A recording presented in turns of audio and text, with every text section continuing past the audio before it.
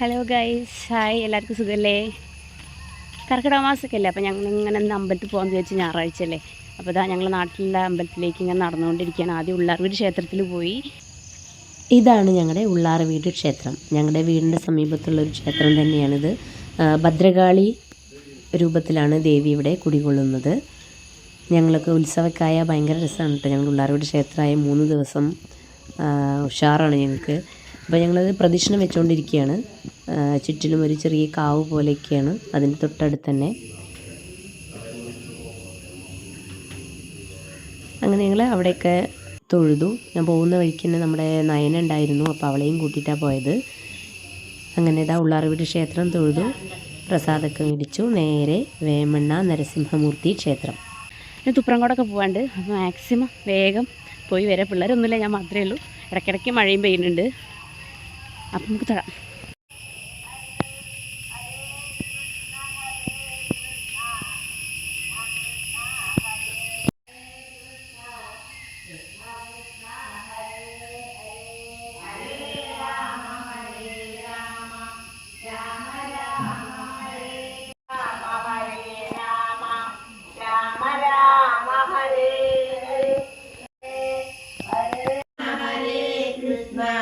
കൃഷ്ണ കൃഷ്ണ ഹരേ ഹരേ ഹരേ രാമ ഹരേ രാമ. അങ്ങനെ ഇതാ അയ്യപ്പൻ്റെ അവിടേക്ക് തൊഴുതു. നമ്മൾ വന്നപ്പോഴത്തേക്കും ഇവിടെ പെട്ടെന്ന് അടയ്ക്കും. 9 മണിയാകുമ്പോഴേക്കും ഇവിടെ അടയ്ക്കും. ഉള്ളാർവീട് ക്ഷേത്രത്തിൽ പോയി നമ്മൾ തിരിച്ച് വന്നപ്പോഴത്തേക്കിനും ഇവിടെ അടച്ചിട്ടുണ്ട്. അപ്പോൾ പെട്ടെന്ന് പ്രദക്ഷിണം വയ്ക്കാനൊന്നും പറ്റിയില്ല, തൊഴുതിട്ട് വേഗം പോന്നു. ഇവിടെ 2 ക്ഷേത്രമാണ് വരുന്നത്. വേമണ്ണ നരസിംഹമൂർത്തി ക്ഷേത്രം, ഒന്ന് ഇവിടെ ശിവൻ്റെ അമ്പലവും ഇവിടെ കൃഷ്ണൻ്റെ നരസിംഹമൂർത്തി അവതാരത്തിലിരിക്കുന്ന കൃഷ്ണൻ്റെ അമ്പലം. അപ്പോൾ അവിടെ ശിവൻ്റെ അമ്പലം അടച്ചിട്ടുണ്ടായിരുന്നു, ഇവിടെ മാത്രമേ തൊഴാൻ പറ്റുള്ളൂ. നല്ല രസമാണ് കേട്ടോ. ഇവിടെ ആൽമരം നല്ല രസമാണ് ഇവിടെ കാണാൻ. ഞാൻ അതിൻ്റെ മുന്നത്തെ വീഡിയോസിൽ ഇട്ടിട്ടുണ്ടായിരുന്നു. ഇവിടെ വന്ന് ഫോട്ടോസൊക്കെ എടുക്കാറുണ്ട്. ഞങ്ങൾ തറവാടിൻ്റെ തൊട്ടടുത്ത ക്ഷേത്രമാണിത്. അപ്പോൾ പഴയൊരു പഴമ നിലനിൽക്കുന്നത് കൊണ്ട് തന്നെ ഭയങ്കര രസമാണ് കാണാൻ. ആ കാണുന്നതാണ് ശിവക്ഷേത്രം. അതേപോലെ തന്നെ ഇവിടെ കാണുന്നതാണ് നരസിംഹമൂർത്തി ക്ഷേത്രം. അപ്പോൾ ഞാൻ വന്നപ്പോഴേക്കും ഇവിടെ ശിവൻ്റെ അവിടെ അടച്ചിട്ടുണ്ടായിരുന്നു. അപ്പോൾ ഞാൻ അപ്പുറത്ത് പോയി വേഗം തൊഴുതു പോന്നു. ഇവിടെ പുറത്തു നിന്ന് തൊഴുതു. ഇതാണ് ശിവക്ഷേത്രം. അങ്ങനെ നട അടച്ച കാരണം ഉള്ളിലേക്ക് പോയില്ല. ക്ഷേത്രം ചെറിയണിത്. ഇവിടെ ഒരുപാട് ആൾക്കാർ വന്ന് കുളിക്കാറൊക്കെ ഉണ്ട് കേട്ടോ. അപ്പോൾ പക്ഷേ ഇവിടെ ആകെ ചണ്ടിയൊക്കെ നിറഞ്ഞിട്ട് ആകെ ബുദ്ധിമുട്ടായി കിടക്കുകയാണ്. ആ ആളുകൾ ഇറങ്ങുന്ന ഒരു ചെറിയ ഭാഗം മാത്രം നമുക്ക് കാണാൻ പറ്റും. വലയൊക്കെ കെട്ടിയിട്ടുണ്ട് അവിടെ. ആ ചെറിയൊരു പോർഷനിൽ മാത്രമേ ആളുകൾ ഇറങ്ങാറുള്ളൂ. ബാക്കിയൊക്കെ ചണ്ടിയാണ്. ചണ്ടി നിറഞ്ഞിട്ട് മഴ നല്ലോണം പെയ്യുമ്പോഴൊക്കെ ഒരുപാട് മീനുകളൊക്കെ പുറത്തേക്ക് വരും കേട്ടോ. അതുവഴി തോടൊക്കെ പോകുന്നുണ്ട്. അപ്പോൾ ആ തോട്ടിലൂടെയൊക്കെ ഒരുപാട് കണ്ണനൊക്കെ മീൻ ഒരുപാട് കിട്ടാറുണ്ട്. പിന്നീട് ഞങ്ങൾ പോയത് ഗരുഡങ്കാവ് ക്ഷേത്രത്തിലേക്കാണ് കേട്ടോ. നമ്മുടെ ഗരുഡ രൂപത്തിൽ ഉള്ള ക്ഷേത്രം കേരളത്തിൽ ആകെ ഈ ഒരു ക്ഷേത്രം മാത്രമേ ഉള്ളൂ. അതാണ് തിരൂരുള്ള ആലത്തിയൂർ എന്ന സ്ഥലത്തുള്ള ഗരുഡങ്കാവ്.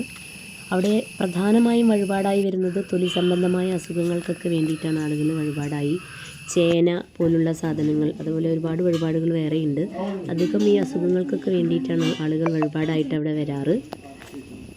അതുപോലെ തന്നെ ഗരുഡങ്കാവിൽ ഒരുപാട് ഉഗ്രവിഷമുള്ള സർപ്പങ്ങളൊക്കെ കൊടുന്ന് വിടാറുണ്ട്. പക്ഷേ അതിനെ കൊണ്ട് പിന്നീട് അവിടെ ആ പരിസര പ്രദേശത്തുള്ള ആൾക്കും ബുദ്ധിമുട്ടുകളൊന്നും ഉണ്ടാവാറില്ല. അവരെ കാണാറ് പോലുമില്ല എന്നാണ് പറഞ്ഞു കേൾക്കാറ്. അങ്ങനെ ഞങ്ങൾ അവിടെ എല്ലാം തൊഴുതു, പ്രദക്ഷിണമൊക്കെ വെച്ചു, പ്രസാദമൊക്കെ വാങ്ങിച്ചു. നേരെ ഞങ്ങൾ പിന്നെ ഹനുമാൻകാവ് ക്ഷേത്രത്തിലേക്കാണ് പോയത്.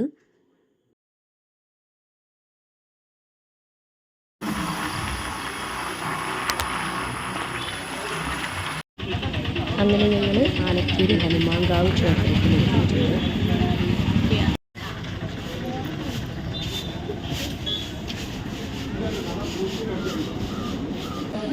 നേരെ ഞങ്ങൾ ക്ഷേത്രക്കുളത്തിലേക്ക് പോയി. അവിടെ ചെന്ന് കാലൊക്കെ കഴുകിയിട്ടാണ് ഞങ്ങൾ ക്ഷേത്രത്തിലേക്ക് പ്രവേശിച്ചത്.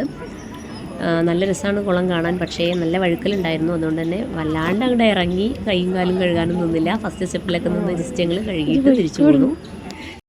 രാമായണ മാസം ആയതുകൊണ്ട് തന്നെ നല്ല തിരക്കായിരുന്നു അവിടെ. തൊഴാൻ വേണ്ടിയിട്ട് ഒരുപാട് വലിയ ക്യൂ ആയിരുന്നു. അതുകൊണ്ട് തന്നെ ഞങ്ങൾ രാവണൻ സീതാദേവിയെ മോഷ്ടിച്ച് കട്ടുകൊണ്ടുപോയ സമയത്ത് സീതാദേവിയെ അന്വേഷിച്ചിറങ്ങുന്ന ഹനുമാൻ സ്വാമിക്ക് വിജയമന്ത്രം കൊടുക്കുന്ന സമയത്ത് ഗദ പിടിച്ച് തിരിഞ്ഞു നിൽക്കുന്ന ആ ഒരു രൂപത്തിലാണ് ഹനുമാൻ സ്വാമിയുടെ പ്രതിഷ്ഠ ഇവിടെ കാണാൻ സാധിക്കുക. ഹനുമാൻ സ്വാമി ലങ്കയിലേക്ക് ചാടുന്നതിൻ്റെ ഒരു ഐതിഹ്യമായിട്ട് ഇവിടെ ഒരു ചെറിയൊരു പോർഷനിൽ ഒരു കരിങ്കല്ലിലൂടെ കുട്ടികൾ ഓടി വന്ന് ചാടുന്നതൊക്കെ കാണാം.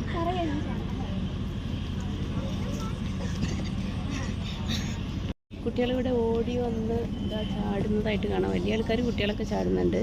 ഹനുമാൻ സ്വാമി സമുദ്രലംഘനം ചെയ്തതിൻ്റെ സങ്കല്പമായിട്ടാണ് ഇവിടെ ചാടുന്നതെന്നാണ് പറയപ്പെടുന്നത്.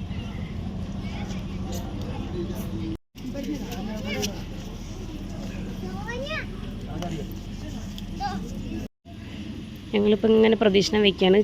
അവിടെ ഉള്ളിൽ കയറി തൊഴാനുള്ള ക്യൂ ഞങ്ങൾ കാണിച്ചു തരാം. നല്ല ക്യൂ ഉണ്ട്. അപ്പം ഞങ്ങളവിടെ ക്യൂ നിൽക്കിട്ടില്ല. തൊഴാനുള്ള ക്യൂ ആണ് ഈ കാണുന്നത് കേട്ടോ.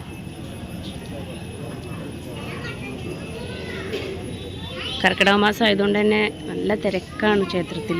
ഒരുപാട് ജനങ്ങൾ ഈ ഒരു സമയത്ത് ഇവിടെ വന്ന് തൊഴാറുണ്ട്.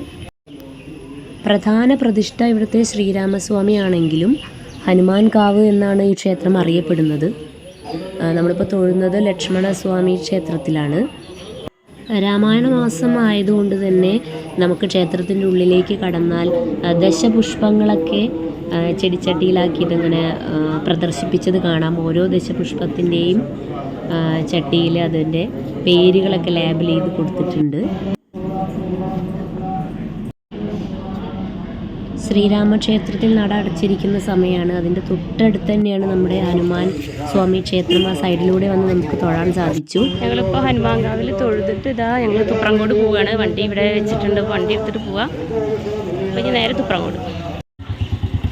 അങ്ങനെ ഞങ്ങൾ ആലത്തൂർ തൃപ്രംകോട് ശിവക്ഷേത്രത്തിൽ എത്തിയിരിക്കുകയാണ് കേട്ടോ.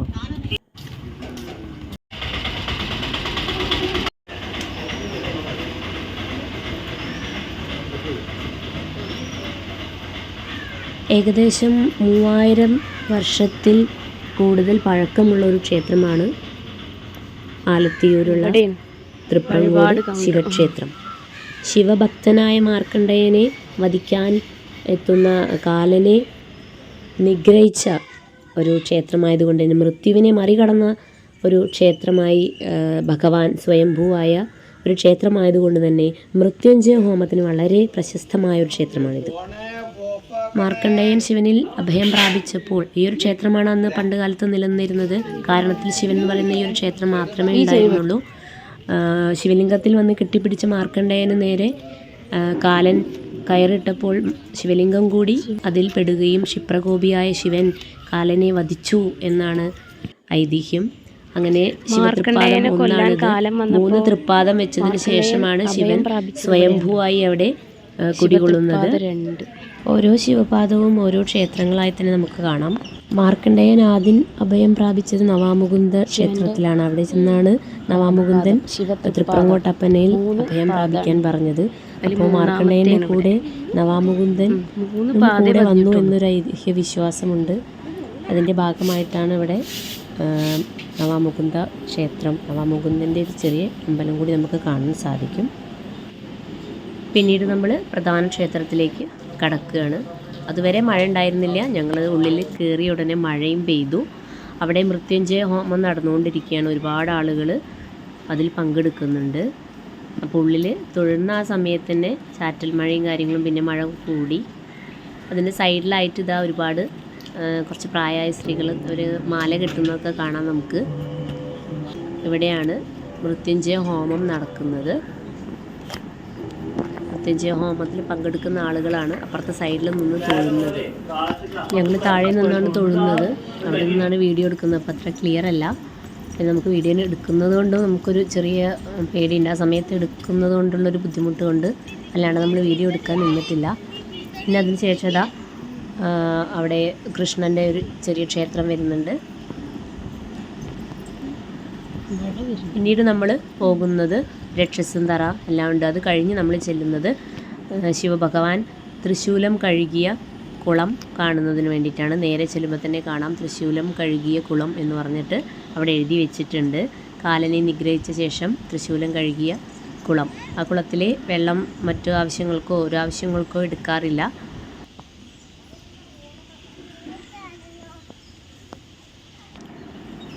ശേഷം ഞങ്ങൾ പ്രസാദമൊക്കെ വാങ്ങിച്ചു.